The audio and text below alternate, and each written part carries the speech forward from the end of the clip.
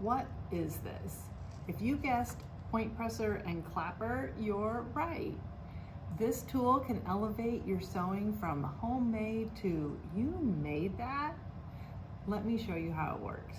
The top edge is perfect for pressing the seam allowance open in hard to reach areas, like the edge of a collar. The pointed end is great for getting all the way into a corner.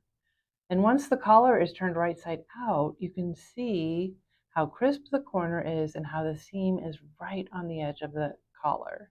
Magical. The bottom block of wood is called a clapper, and it helps create crisp hems. Fabric remembers the position it was in when it cooled, so holding the clapper on the fabric until it cools will create a crisper crease that the fabric will remember. I like to use a clapper with thicker fabrics like denim, and it also helps wool behave beautifully. The point presser and clapper has become a must-have tool for me. I use it for collars, but also for other seams that are hard to get to, such as underarm seams and the final seam on a pair of pants. It's also great for French seams. We sell these magical tools in the store and on the Confident Stitch website. Comment clapper below to get a direct link.